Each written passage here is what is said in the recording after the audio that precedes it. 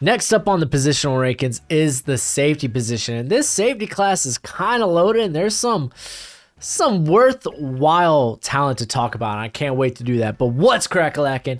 It's your boy Broshmo. Just in case you did not know so, go ahead, become a bro, and subscribe. Leave that thumbs up if you enjoy the content. And as always, let me know what you think in the comment section below. There's a lot of guys I want to talk about here.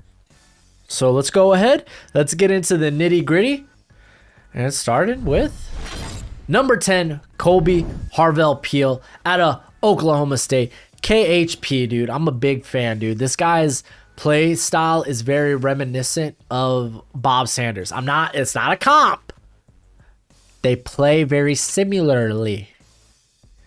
Look at me pronouncing words. But ideally, he's kind of a split high type of guy. He actually, when he's playing deep, a lot of it is split high. He's not really in charge of being like the center fielder there. He loves big hits. So this is the Bob Sanders-esque part of his playing style. Loves the big hit.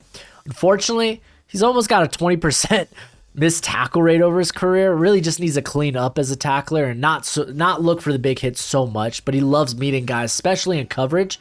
He loves meeting them at the catch point, man. He's a playmaker. 7 interceptions with 13 pass breakups and a forced fumble over the last 2 seasons. 2022 was a big step down in production for him. Big step down in play. But I fully expect a bounce back year from him. But considering his limited range, he's probably a box safety or a split high safety. Still, I love this guy's playing style. I love his mentality. I'm a big fan of KHP here. And then number 9, I got Sterling Weatherford out of Miami, Ohio. This guy is a guy to put on your radar, man. He's kind of a freak. Great athlete for his size. This dude's 6'4", 221. He's bigger than Kyle Hamilton. Primarily playing deep for the Redhawks. 646 snaps came at deep safety. He's a very active playmaker. 2 interceptions, 11 pass breakups. He only allowed a completion rate of 53.6. When targeted, he plays the run very well. His tackle rate is about average. It's at 15.9%. A little alarming, but again, this guy comes downhill with that. Like we kind of just talked about it with KHP, that mentality of like, I'm going to mess you up. So again, a guy with his type of length, just wrap them up. Just wrap them up. Give them a hug. Drive them into the ground. There you go. But dude's going to really need an off-season bowl to really elevate his stock. But I'm telling you, teams are going to love this guy's size, his ability to play in the box and deep. I love it. But I'm loving it. Number 8, Jaquan Brisker out of Penn State. Brisker, man, he is a former JUCO transfer, and he ended up choosing Penn State over Alabama in 2019. He was very, very highly sought out. He isn't the rangiest guy. He isn't rangy, period. You know, he's more of a box safety type of build. He really, he could really be he can be really taken advantage of by mismatches with speedier receivers. But the guy's a very high IQ football player, man. He's the best tackler in this class by far. And I mean class, not safety group, class. 1.7 missed tackle rate. That's wild. You're not going to see that. He's very physical. Physicality is the name of his game, especially in the run, dude. He's never taken off his feet by blockers. He eats routes up underneath. Again, this guy's going to flourish in a box safety role. Could also be a split high guy. I've seen people compare him to maybe an Adrian Amos. I think maybe a John Johnson type of safety in the NFL is kind of his ceiling. But very good prospect. Number 7, Daxton Hill out of Michigan.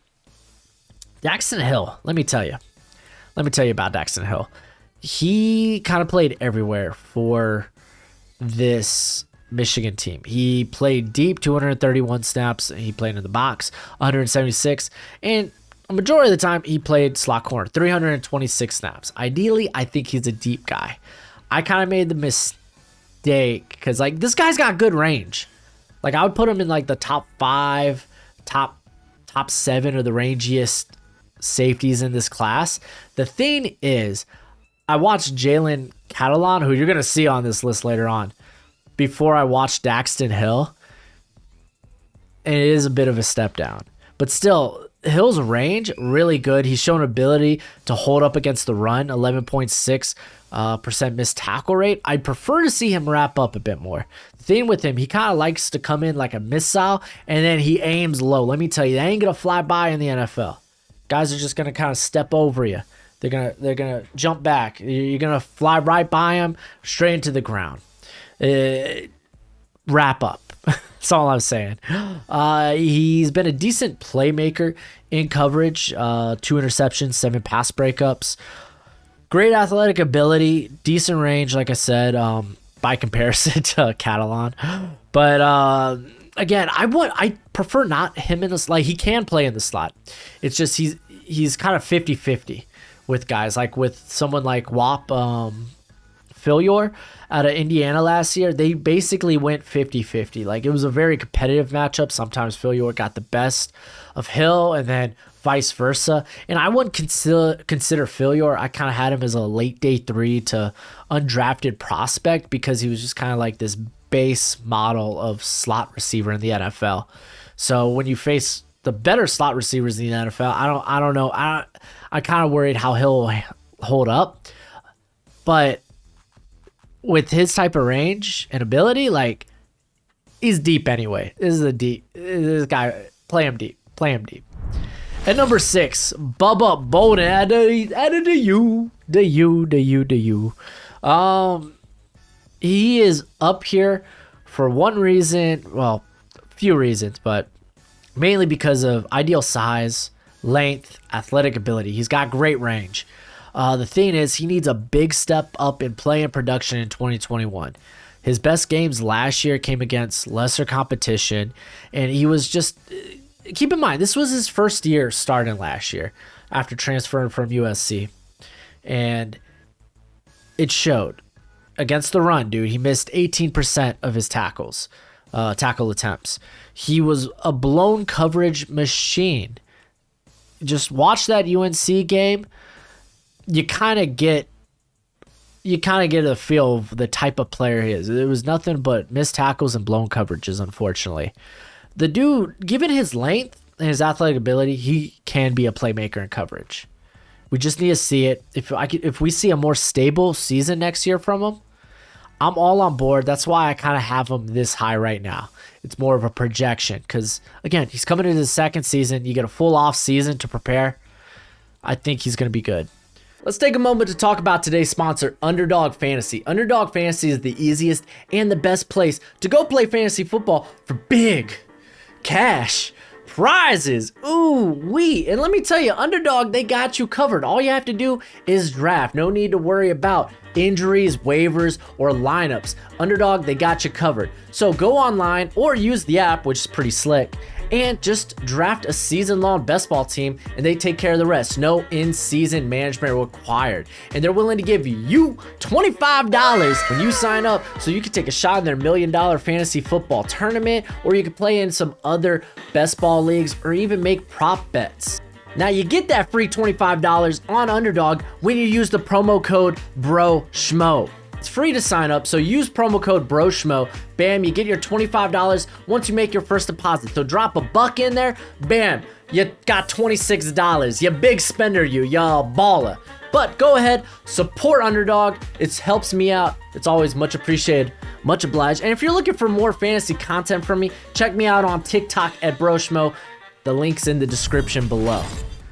Now we're on to the top 5 with Tykee Smith out of Georgia. Best slot corner in this class by far. He's a grad transfer from West Virginia. He was exclusively used in the slot or in the box. He only had 29 snaps where he was off the ball 8 yards or more.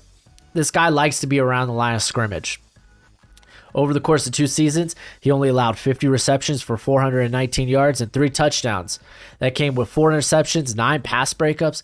This guy, he's hardly ever beaten. He recognizes route concepts fairly quickly.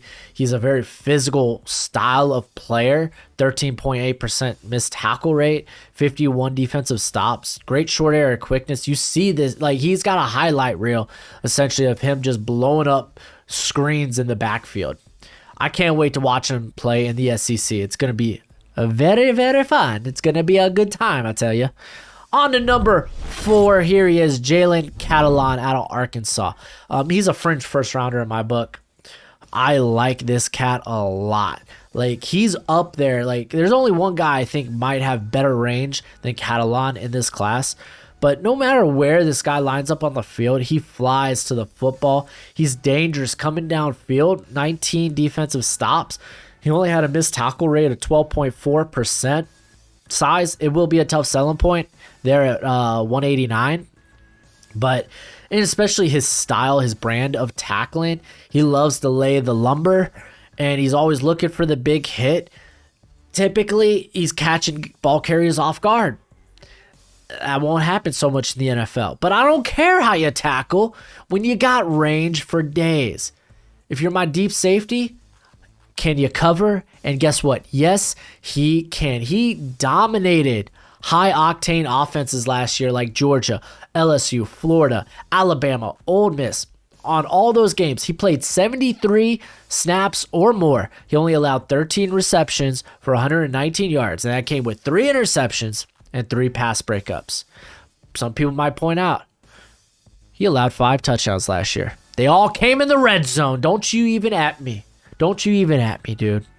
So they all came in the red zone. Actually, 4 came in the first 4 games. After that, he got much better in red zone situations, but he was mainly getting beat by bigger receivers or tight ends. So yes, in the red zone, I don't match him up against guys like that, preferably. You know, but you know what he can do in coverage, a lot of times teams aren't going to get to the red zone. I love this cat. The dude's great. Number 3, Jordan Battle out of Alabama. He plays that star role there for Alabama, flipping between slot and deep. Given his size and his man coverage ability, I think it makes him a very versatile tool for the defense. His best play actually comes when he is deep. Actually, his best outing was Ohio State. He was mainly playing deep, but he ended up getting ejected from that game after 26 snaps because of a targeting call. Quite frankly, that's another thing. Like, he likes to hit real high, just kind of like lower your strike zone there, bud, when it comes to tackling. But he's displayed good range, very fluid hips and coverage. He only allowed 15 plays for 15 plus yards or more last year. He doesn't really need to improve as a run defender. I mean, maybe the hit zone thing, but he likes coming downhill and laying the lumber. We just talked about it with Catalon, except for you got a lot more size with Battle. Very low missed tackle rate, 13.6%, considering his style of play. Again, a lot of these guys, they come downhill, they don't want to wrap up. They just want to hurt. But he's got good strength. I think he's going to be a really good run defender. But he does have that ability to man up. Again, versatile tool. I like him a lot. Got him as a late first rounder. Number 2, Brandon Joseph. Brandon Joseph might end up being a top 10 on my draft board or on my big board. Like, I love Brandon Joseph. He played everywhere for Northwestern in the secondary. And keep in mind, this was his redshirt freshman year. He's coming into his redshirt sophomore season. Wow. He played 188 snaps deep, 270 in the box, 157 in the slot. With his size, again, you're going to worry about how he can play in the box. You're going to worry about his physicality, but 10.5 missed tackle rate. I like it. But regardless, there isn't a guy I want playing deep other than Joseph. Joseph's range is rare. His movement skills are top notch. He flies all over the field. He's explosive when he needs to come downhill. Like, he's really good coming off his plant foot and just bam, very oily hips. These hips, they don't need WD-40. It's like he's a salsa dancer. His type of range is just rare. In terms of production, the production was there. 6 interceptions. He only allowed 1 play for 15 plus yards last season. He allowed a catch rate of 33.3%, a 2.8 passer rating when he was targeted. Like, I don't expect teams to throw to him nearly as much as they did last season. So I expect those interceptions to go down. But man, dude, he was great. One of my favorite prospects. And then Kyle Hamilton. Of course, it's Kyle Hamilton. Great size, very freaky explosiveness for a man his size. He covers a lot of ground. He is always in position to make plays. 5 interceptions, 11 pass breakups over the last 2 seasons. He's only allowed 3 plays for 15 plus yards in coverage. He improved tremendously as a run defender in 2020. Still kind of a work in progress as a tackler, but that kind of, again, he's another guy that I guess is just a safety thing. He has that mentality of coming downhill and just laying the lumber, laying the hit stick. But I mean, you kind of see that mentality in coverage as well. Like, he wants to make big plays. I like that. I like that about him. I love the versatility. He's played 25 snaps on the defensive line, 226 in the box, 530 deep, 210 in the slot, and then even 9 at corner, man. He's got that versatility. Hamilton could be a top 10 prospect. I know they say the safety position, it doesn't go as high as it used to. It's kind of devalued. I think this class might say differently. This is a very good class, and I cannot wait. I just can't wait. This defense, like, honestly, this class, terms of defensively, is amazing. But that's it for the video. Go ahead, do that YouTube thing. It's always much appreciated, much obliged. And until next time, you be easy, my friends. Later.